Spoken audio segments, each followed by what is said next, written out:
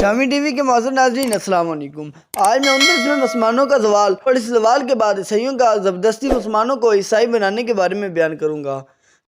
ناظرین، جب اندلس کا آخری مسلم حکمران 1492 عیسوی میں جب غرناطہ عیسائیوں کے حوالے کر کے شہر سے روانہ ہوا تو اس نے آخری بار شہر کی طرف دیکھا اور رونے لگا۔ یہ ایک غمگین حکمران کے آنسو تھے جو اپنے تخت، اپنی حکومت، اپنی رعایا اور اپنا سب کچھ کھو جانے کے سبب نکل رہے تھے۔ مگر کہا جاتا ہے کہ بجائے اس کو تسلی دینے کے اس کی والدہ نے یہ تاریخی الفاظ کہے کہ عورتوں کی طرح اس طرح مت رو جس کا تم مردوں کی طرح دفاع نہ کر سکے۔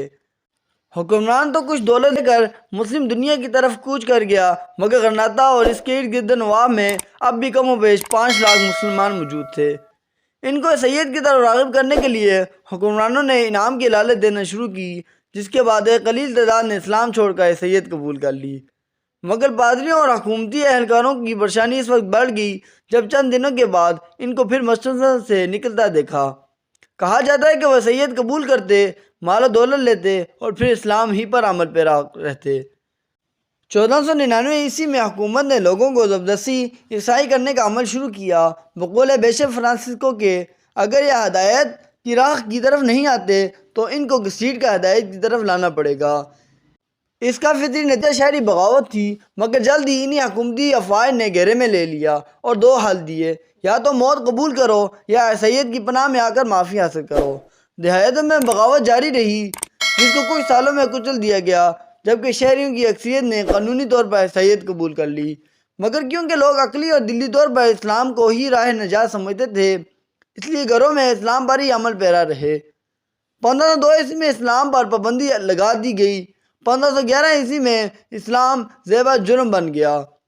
1513 عیسوی میں نقاب خلاف قانون قرار پایا، جبکہ 1523 عیسوی میں اسلامی لباس ہی غیر قانونی قرار دے دیا گیا۔